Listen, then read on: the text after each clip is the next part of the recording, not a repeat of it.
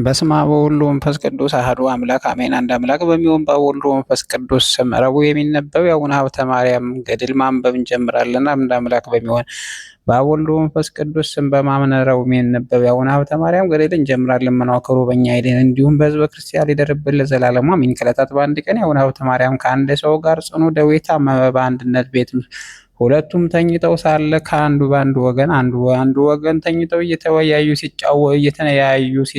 ሲጨነቁ ከወሬያቸው ጽናት የተነሳ ከመጠን በላይ የውሃ ጥም ጸናባቸው። አብሮ የታመመው ሰውዬም አገልጋዩን በውሃ ጥም ሳንሞት አታይምን?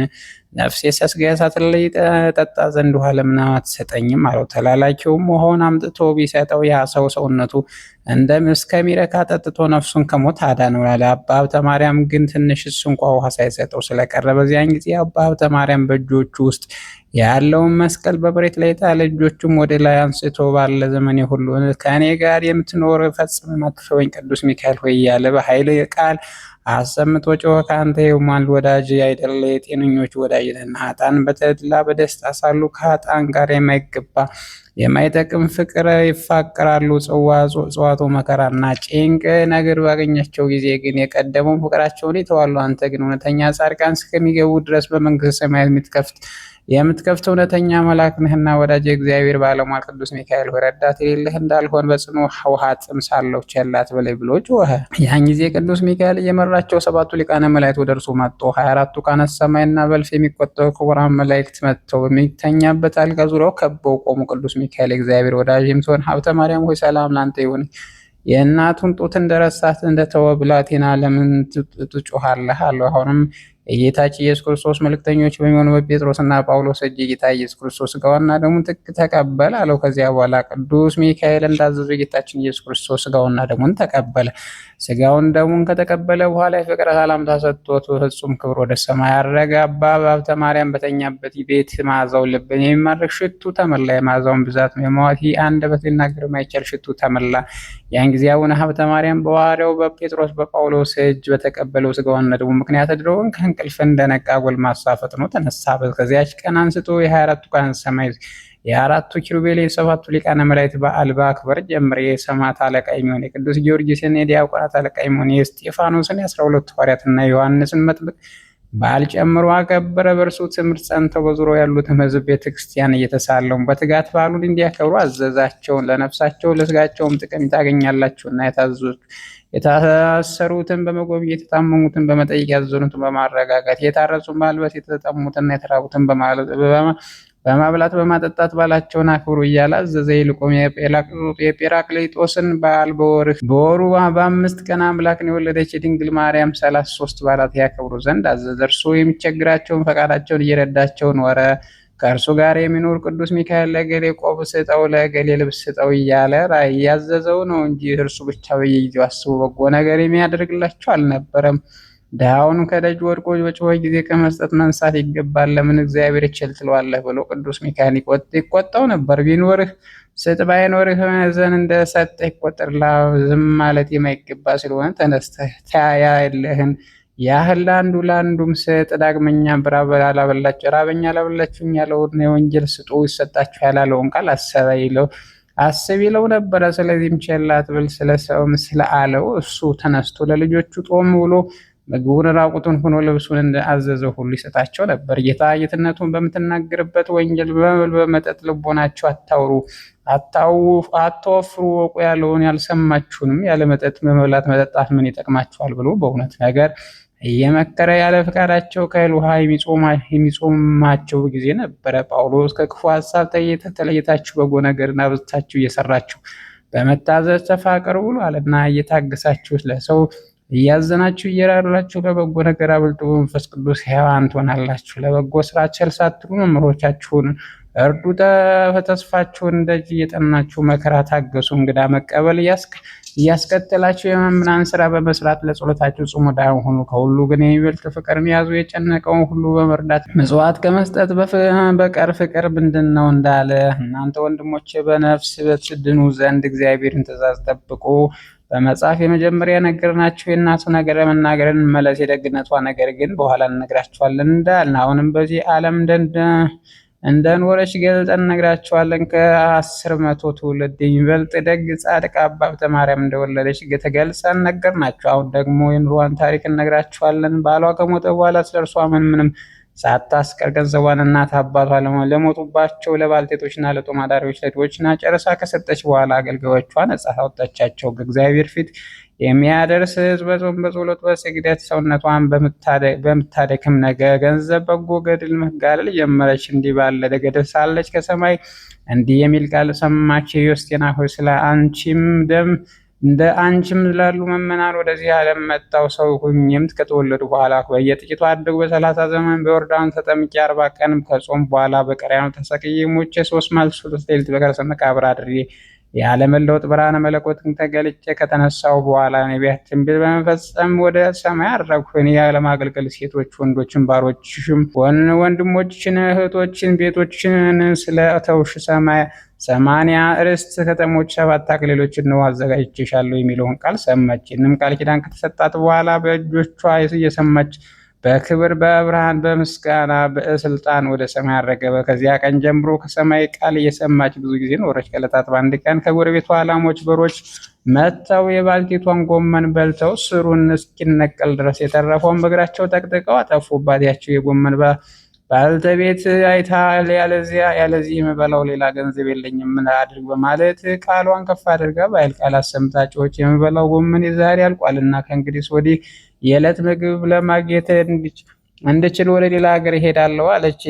ያቺ ብላቴና እንዲህ እያለች ስታለቅስ የወስቴና ጌታ የምትበይው ጎመን እንደ ቀድሞው የለመለመ ሆኖ ይበቅልልሻል፣ ዘወትር ከእርሱ ትበያለሽ፣ አይዞሽ አትዘኝ በይ ሲል ከሰማይ ቃል ሰማች። ያን ጊዜ ወስቴና ያችን ባልቴት ጠርታ ጎመኑ ዛሬ ፈጥኖ ይበቅልልሻል አትዘኝ ብላ አትዘኝ ብትላት ያቺ ባልቴት ቅድስት ዮስቴናን እንዲህ ተረጋግጦ ተሰባብሮ ከተነቀለ በኋላ በቅሎ ይለመልማል አለቻት። ቅድስት ዮስቴና አዎን ለእግዚአብሔር ትእዛዝ ፈጥኖ ይበቅልልሻል ስትላት ከዚያ አነጋገር ጋር ያለ ስብራት ጎመኑ እንደ ቀድሞ ደህና ሆኖ ተነሳ። ይህን ታምር አይታ አደነቀች። በዚያ ያለች ጎረቤት እመቤቴ ዮስቴና ሆይ እግዚአብሔር ስልጣን አግኝተሻልና በአንቺ ጸሎት ከክፉ ነገር ሁሉ እንድድን አስቢኝ አለቻት። የቸርነቷን ነገር ሁሉ ግን በማቀጣቀያ አብዝተን በተናገር ነበረ። ጻድቁ አቡነ ሀብተ ማርያም ስራ ከድርጊቱ ከቅድስት ዮስቴና ስራ አንድ ስለሆነ እንዳይበዛ አጭሩ ተው ነው። የቅድስት ዮስቴና ደጋጎች ስራ ሰርታ ከፈጸመች በኋላ በፍቅር አንድነት ባረፈች ጊዜ እግዚአብሔር አስቀድሞ ተስፋውን እንደነገራት 7 አክሊላት ተሸልማት 80 አህጉራትን ገነት አወረሳት። በቅድስት ዮስቴና ጸሎት እግዚአብሔር ለዘላለም ምሕረትን ይስጠን አሜን።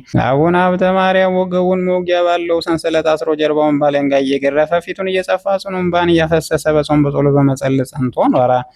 አስቀድመን እንደተናገርነው ከባህር ላይ ቆሞ 500 ስግደት ይሰግድ ነበር። እንዲህ ባለ ስራ ጸንቶ ሳለ ከዕለታት በአንድ ቀን ስጋ ደሙን ለመቀበል ወደ ቤተ ክርስቲያን ሄደ። በጴጥሮስ ጳውሎስ መጽሐፍ ተዘጋጅታችሁ ነው ተብሎ እንደተነገረ የክርስቶስ ስጋ ደሙን ለመቀበል ተዘጋጅቶ በምስራቅ በኩል ቆሞ ሳለ ወንጌል የሚነበበ ጊዜ ሲደርስ ያልተማረ ቄስ የክርስቶስ ጌትነት በምትናገር ወንጌል ሲያነብ ወዮሴፍ ብጽሐ ለማርያም ጻድቁ ሲል በሰማ ጊዜ አባታችን አቡነ ሀብተ ማርያም ከቄሱ አፍ የሆነ ንባብ ሲሰማ ደንግጦ ወንጌል ወደሚነበብበት ስፍራ ሄዶ የሚነበበውን ቄስ ገሰጸው። ወዮሴፍ ፍስሐ ፈሪሃ ለማርያም ጻድቁ በል እንጂ ብጽሐ አትበሉ መከረው። ቄሱም አባ ሀብተ ማርያም እንዳዘዘው ክስተቱ ወደ ቀና ንባቡ ተመለሰ። አባ ሀብተ ማርያም ወንጌሉ አስነቦ ከፈጸመ በኋላ በፊት ወደ ቆመባት ስፍራ ተመለሰ። ያን ጊዜ ጌታችን ኢየሱስ ክርስቶስ ለአባ ሀብተ ማርያም ተገልጾ ሀብተ ማርያም ሆይ ወዮሴፍ ብጽሐ ለማርያም ለማርያም ጻድቁ ያልከውን ወደ እጁ አመሰገንሁ። የእናቴ ማርያም ድንግልናዋን ንጽሕና ስላከበርህ እኔም በመንግሥተ ሰማያት ፈጽሜ ያከብርሃለሁ፣ የደጋጎች ልጆች ይከብራሉ ብሎ ተብሎ እንደተጻፈ የእርሷን ክብር የኔ ክብር አይደለም አለው። ወዳጆች አሁንም ጌታችን ኢየሱስ ክርስቶስ የእናቱን የድንግልናዋን ንጽሕና እንደምንፈጽመው አክበር እንዲወድና አስተውል። የድንግልናዋን ንጽሕና የሚንቁትና የሚያቃልሉት እንደምን ፈጽሞ አይነቅፋቸውም። የመጽሐፍ ቃል ቸል የሚሉትንስ መንግሥተ ሰማያት ከመግባት እንደምን አያረቃቸውም። በወንጌል ያለውን ትርጓሜ ሲያውቁ ያልተካከለውን ንባብ ይዘው የሌላውን ልጆች የኢየሱስ ወንጌል ወንድሞች በማለት ለራሳቸው እንደሚመች አድርገው ትርጓሜ አብጅተው የሚክዱት እንደምን አይነቅፋቸውም። አሁኑ ዮሴፍ ብሲሃ ለማርያም የሚሉትን ለያቸው እንጂ አይታተዋቸው እንዲህ የሚል ጽሑፍም ታገኝ እንዳይኖር እርሱ ፍቅህ ፈሪሃ ለማርያም የሚለውን ጻፍ ብሎ ካዘዘው በኋላ ጌታ ሰላምታ ሰጥቶ በክብር በብርሃን በምስጋና በስልጣን ወደ ሰማይ አረገ። አባ ሀብተ ማርያም ከፈጣሪው ጋር ፊት ለፊት ቀርቦ በተነጋገረ ጊዜ ፊቱ በመንፈስ ቅዱስ ብሩህ ሆነ። ሙሴ ከፈጣሪው ጋር ፊት ለፊት በተነጋገረ ጊዜ በፊቱ ብርሃን እንደተሳለለበት ከቤተ ክርስቲያን ሲወጣ ያዩ ሰዎች የፊቱ ብርሃን አይተው መቅረቡን ፈርተው ወደ አደነቁ። የእስራኤል ወገኖች የሙሴን ፊት ገልጦ ማየት እንዳልተቻላቸው እንደዚህም ሁሉ የአባ ሀብተ ማርያም ፊት ገልጸው ማየት አልተቻላቸውም። እንደሚገባ እናቱ ድንግል ማርያም ስላከበራት ጌታችን ኢየሱስ ክርስቶስ በቸርነቱ ወዶ ፈጽሞ አክብሮታልና አባ ሀብተ ማርያም ፊቱን በሰው ፊት ብርሃን እንደተሳለበት ባወቀ ጊዜ ከባቱ ገብቶ አቤቱ ጌታ ኢየሱስ ክርስቶስ ሰውረኝ፣ በሰው ፊት ክብሬን አትግለጥብኝ፣ ብቸኝን በቸርነት አድነኝ ብሎ ጸለየ። እንዲህ ብሎ በጸለየ ጊዜ በእግዚአብሔር ፈቃድ ፊቱን መልክ ተለውጦ እንደቀደመው ሆነ። ይህ ያለው ከሰው ዘንድ ጥፋት ውዳሴ ከንቱ ፈርቶ ነው። ከዕለታት በአንድ ቀን እሁድ ቀን በቤተ ክርስቲያን ገብቶ ሥጋው ወደሙን ተቀብሎ ወደ ቤቱ ተመለሰ። እንዳስለመደውን ቃሉን ከፍ አድርጎ ወንጌል ሲያነብ ምራቁን ካፉ ወጥቶ ምድር ላይ ቢወድቅበት ደንግጦ ስለ ክብር ቁርባን በመስቀሉ ምራቁን ከነአፈሩ አንስቶ አንድነት ጎረሰው ተቀበለው። ያን ጊዜ ጌታችን ኢየሱስ ክርስቶስ በሚያስደነግጥ ግርማ ሆኖ ተገለጠለት። ሀብተ ማርያም ሆይ በአንድ ሰዓት ውስጥ 2 ኃጢአት ሰራህ አለው። አንዱ ሥጋ ወደሙን ከተቀበልክ በኋላ ጮኸ ወንጌልን ታነብ ዘንድ ማን አዘዘ? ሁለተኛ ለቄሱ ሳትናገር የወደቀውን ምራቅ ከአፈሩ ጋር አንስተህ ትቆርስ ዘንድ ማን ግድ አለ? አሁንም ስለበደልክ ራስህን ለካህን አስመርምረህ እልፍ ስግደት ስገድ አለው። ጌታ ይህንን ካዞት ተሰወረ። እርሱም በስንፍና ፈጣሪን አሳዘንኩ ብሎ ጽኑ ለቅሶውን እያለቀሰ ተነስቶ ከቄሱ ዘንድ ሄዶ የሰራውን ኃጢአት ሁሉ አስተካክሎ ለቄሱ ነገረው። ቄሱም አቡነ ሀብተ ማርያም በደሉን ቀላል ነውና 3 ጊዜ ስገድ አለው። እርሱም እሺ ብሎ ጌታ እልፍ ስገድ ብሎ የእልፍ ልስገድ አዞኝ ነበር። ቄሱ አሳንሶ 3 ስግደት ሰጠኝ። ምን ላደርግ ብሎ እያዘነ ከሱ ተለይቶ ሄደ። ይህንም ብሎ በሐዘን ራሱን አዘን ብሎ ሳለ ዳግመኛ ጌታ ኢየሱስ ክርስቶስ ተገልጦ የቄሱን ቃል እንዳትተው ለራስህ ወቅ አለው። ቄሱን ካዘዘ በላይ ሌላ ጨምር አለው። ቄሱ ያዘዘ ይበቃሃልና እኔ ያዘዝሁን ስግደት ተው ይቅር ብያለሁ፣ ዳግመኛ እንዲህ አታደርግ አለው። አባ ሀብተ ማርያም መንግስት ክበር ይመስገንና እሺ ለቃል እታዘዛለሁ ብሎ መለሰ። ከዛች ቀን በኋላ ሥጋ ወደሙን ተቀብሎ እየፈራ እየተራደ ተንቀጥቅጦ በታቅቦ ይኖር ነበረ። የአባታችን የአቡነ ሀብተ ማርያም ልመናው ክብሩ የአቡነ ሀብተ ማርያም ልጆች ከምነው ሁላችን ለዘላሙ ከኛ ጋር ነው። ልመናው ክብሩ ከሀገራችን በኢትዮጵያ በእኛ ለጥምቀት ልጆች ለዘላሙ ይደረግልኝ። ሆነ አባታችን አቡነ ሀብተ ማርያም ከአርድት ወገን የሚሆን አንድ ሰው ነበረ። የእመቤታችን በዓል ለማክበር ወደ ግሸን ሲሄድ ከአንድ ክርስቲያናዊ ቤት እንግድነት አደረ። እንግድነት ካደረበት ሰው ከበሬዎቹ አንዱ ታመመበትና ለሞት በደረሰ ጊዜ ባለበሬው ያለ ልክ ክፉኛ አዘነ።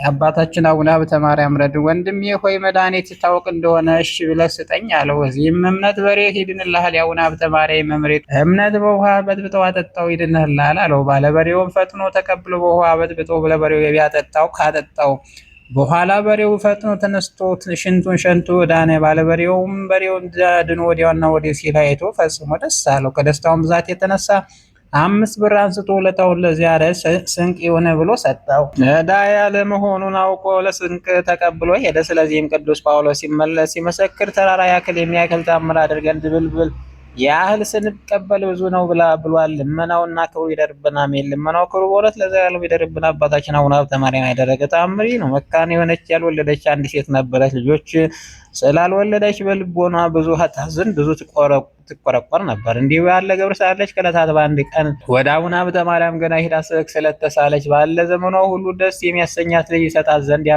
የአቡነ ሀብተ ማርያም ገድል በወገቧ እንደ ልጅ አዘለች። የአቡነ ሀብተ ማርያም ካህናት መነኮሳት ያልሰብሽውን ልጅ ስጥሽ ብለው ጸሎት ሰጧት። ከቤቷ ከገባች በኋላ በስራው ሰውን ሁሉ ደስ የሚያሰኝ ሰውነቱ የተወደደ መልከ መልካም ልጅ ወለደች። እናት አባቱን የሚረዳ ሆነ። ያችም ሴት ልጅ ከወለደች በኋላ የተሳለችውን ስለቷ አሟልታ ሰጠች። አባታችን አቡነ ሀብተ ማርያም ልመናው ክብሩ ለዘላለም በእውነት ይደርብን፣ አሜን። ልመናው ክብሩ በእውነት ለዘላለም ይደርብን። አባታችን አቡነ ሀብተ ማርያም ያደረገው ተአምር ነው። ይህን ዓይንን የሚያጠፋ ማሬ በሚባል በክፉ ዓይን በሽታ የታመመ አንድ ሰው ነበረ። በሽታውም ያለ መጠን ጸናበት። ያም ሰው ለሞት ደርሻለሁና ምን ይሻለኛል ይባላል። ይህንም ብሎ ወደ አቡነ ሀብተ ማርያም ገዳም ሄዶ ከአቡነ ሀብተ ማርያም ገዳም የመሬቱን እምነት አንስቶ በውሃ ለውሶ ቢቀባው ፈጥኖ ከማርያ በሽታ ዳነ። አባታችን አቡነ ሀብተ ማርያም ልመናው ይደረግልን ከክፉ ክብሩ ለዘላለሙ አሜን።